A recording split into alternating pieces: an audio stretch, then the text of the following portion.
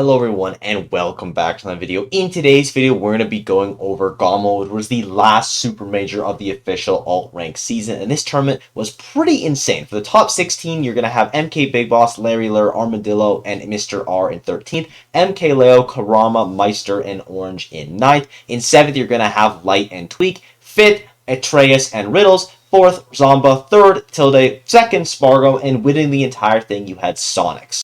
Post-editing proof block here. Just thought I should mention that Gumball did have some issues with their streaming, so because of that, there isn't going to be a ton of VODs for us to use, so all the VODs in today's video are just going to be from the top 8, because those are the only ones that we have on YouTube. But if you are curious and you do want to check out some of those players that I was talking about that didn't quite make it in the top 8, there is going to be a link down below to the Gumball stream itself where they had the quad stream up. It's a little bit scuffed, but there were some amazing matches that had on the stream, so if you are curious, the links will be down below for you to check that out, but just thought I should fill you guys in.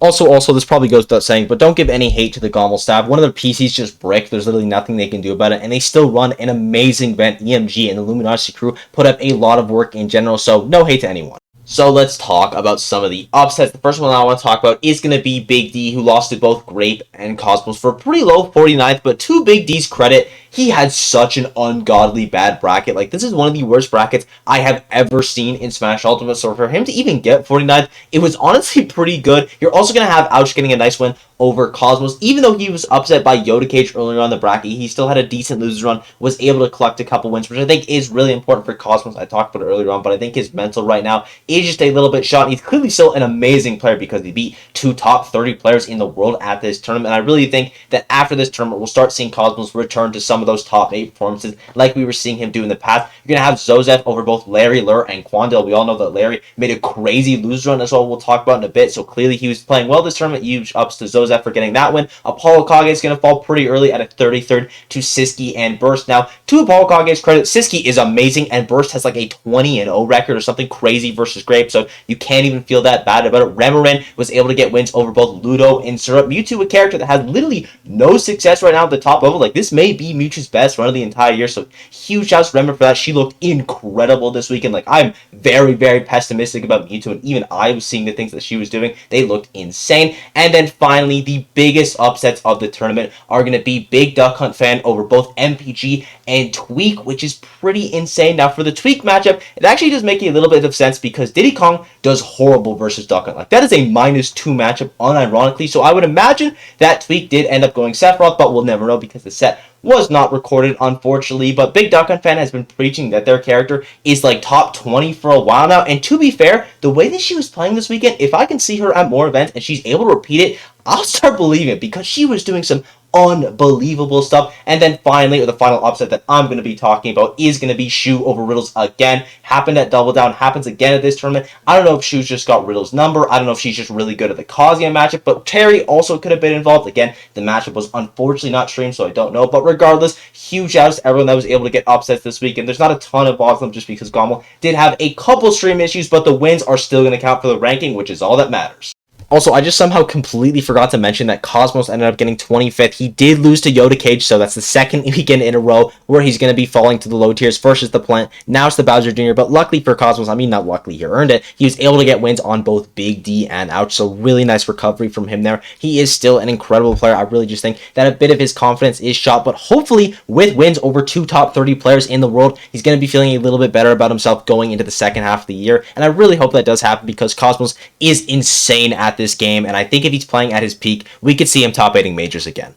And we got to talk about some of the low-tier hero runs at this tournament, or the supposed low-tier heroes, because you're going to already have Big Duck Hunt fan, like I mentioned. She ended up getting a 17th place, which again is kind of insane. This is the best run that we've seen from Duck Hunt all year, I believe, unless Raito or Sekio Doggo did something crazy that I just completely forgot about. But this run, absolutely unreal. You're also going to have Orange. Now, Link, definitely not a low-tier character, but a character that not a lot of people have a lot of faith in, that I have a ton of faith in, who ended up getting 9th. So now I get to push my Link propaganda, which is always nice. And then finally, you're going to have Armadillo in 13th. Armadillo's consistency with Lucario, who should be like a top 5 most inconsistent character in the game because of how Aura works, is absolutely unreal. He loses very early on to Ouch in a Game 5 set, and then is able to beat Connor and Yoda Cage to be able to get in the top 32. Once in the top 32, he's also able to beat Black Twins and Big Duck Hunt fan before losing to Kurama. So another ridiculous run from Armadillo. He has really made me believe in Lucario as a character now. I still think Lucario is bad. I still think he's like bottom 10, bottom 20 area, but I used to think he was like bottom 5, potentially the worst character in the game. Well, definitely not the worst character in the game because Ganon and Sword Fighter still exist, but I had very little faith in Lucario, and Armadillo is the only person in the world that's kind of making me believe in this character.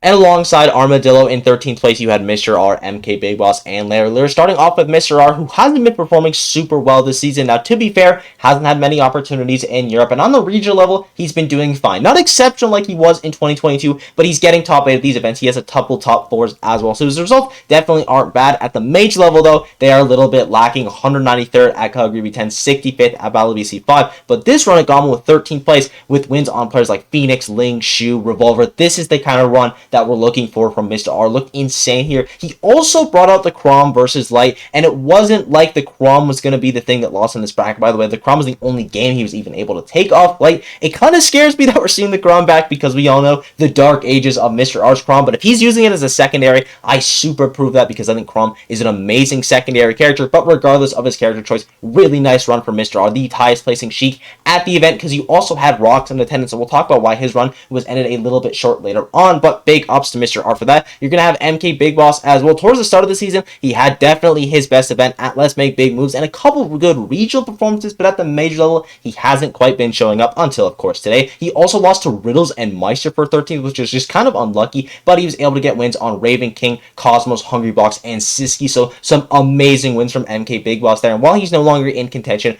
for that title of Best Rob because Zomba has skyrocketed, he's still looking really good, and I definitely say the second best Rob in the world because Anathema also had an underperformance here. And then finally, you're going to have Larry Lure, who had a ridiculous 7 sets in a row losers run after losing to Zoza, beating Samuel, Slate, Zenodo, Machu, Castelia, Talking Ben, who is Syrup, and Grape for 13th place, losing to Tweak, and I believe he almost reversed 3-0'd him with Mii Brawler, which is kind of insane. Larry Lure has a bunch of characters at his disposal, and he is one of the best Mii Brawler reps in the world, so I hope he kind of leans on that character a little bit more because that character is broken, and this is definitely Larry's best run of the season. Another player hasn't quite been showing up at the major level, but to be fair, I think his only other major this year is going to be his run at Battle of the BC. He hasn't really been going to any event, so if we start seeing Larry Lure travel, he could definitely be a threat because this run at GOML is incredible. In 9th place, you're going to have Meister, Kurama, Leo, and Orange. We already talked about Orange, so let's start off with Kurama. Another really nice performance from him. He was able to get wins on Beastly, Remorin, Not Braden, and Armadillo, only losing to Tilde and Spargo. So the Tilde loss is definitely an upset loss, but still not a bad one at that, especially considering that Tilde ended up getting 3rd of the event, and him and Spargo have been trading sets back and forth. Spargo was able to take it this time. If I'm Kurama, it sucks that you got 9th place. It's just kind of unlucky that you ran into Spargo realistically, though, in the loser side of bracket, and I wouldn't be too upset about it. Still had an amazing season and will still probably be somewhere within the top 20. Same thing for Meister as well. I don't know if he'll be quite within the top 20 because he does have a couple lower performances that Kurama also does have, just not as low, but he was still able to get wins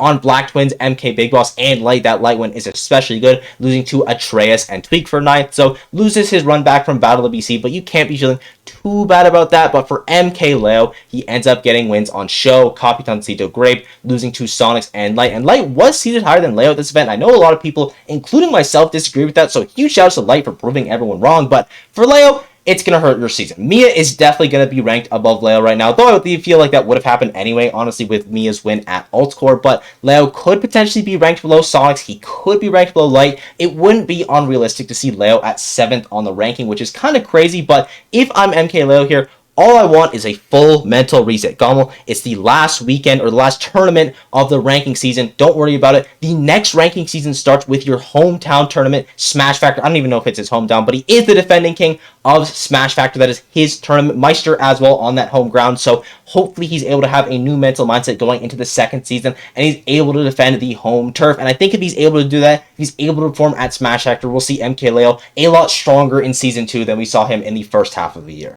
On to the top 8. In 7th place, you're going to have Light and Tweak. Now, it is underperformances for both of them, Tweak being the 2nd seed and Light being the 3rd seed. But if I'm Light, I'm going to be feeling really good about this tournament because we haven't seen him in the top 8 of a major since Level Up Expo, which he won. Everything else, he's been missing out on. He missed out on Crown barely with a 9th, 13th at Battle WBC. To be fair, he hasn't been going to too many major events. 9th at Collision as well. It hasn't been like he's been super underperforming, but he's just been shy of his top 8s. This time, though, he was able to get in there, getting wins on Gen, MPG, Mr. R, and MK Leo, only losing to Meister in the winner side, which is a really tough matchup, and Spargo in the loser side, which is like a coin flipping matchup. Again, losing to Spargo for 7th, it's just one of those things where it's like, hey, you got a little bit unlucky with your bracket. And speaking of unlucky with your bracket, we got Tweak, who got a little bit unlucky running into Big Duck on Fan 7000. Like, that is literally his hard counter. But then everyone else that was in his path was just unlucky because he beat Grade, Rocks. Rocks fell in 25th place, losing to Tweak for 25th, which is super unfortunate. I feel like the only time you've traveled in the entire year of 2023, you run into the top 5 player in the loser side of bracket really early on. Kind of unlucky for Rocks, but he was still able to take it to a game 5 set. Big ups for him for that. DeBuzz as well, who ends up getting 17th place, losing to Sonics and Tweak for 17th. Kind of just, again, unlucky there, but when you're at GOML, when you're at these super mega majors, sometimes you are just going to have a bracket that is a little bit unfortunate. He was also able to beat Larry Lur and Meister to be able to get in the top 8, once in the top 8, losing a game 5 set to Riddles. Tweak had a lot of game 5 sets this weekend, as I already said. He had one versus Rocks, he had one versus Buzz, and Larry Lur. Like, he was running the absolute gauntlet in the loser side, and he keeps his consistency alive. After losing a Big Duck on Fan, it would really be unfortunate for Tweak if his last term of the season was the first one where he finally got a bad placement, but he ensured that didn't happen, got to 7th place. Gotta be feeling really nice about that for Tweak, recovering his season. He could still lose his spot to Mia, so he could get bumped down to 4, but as long as you're top 5 in the world, I think you're in a great spot, and he's still definitely going to be the highest ranked player in America for the first half of 2023.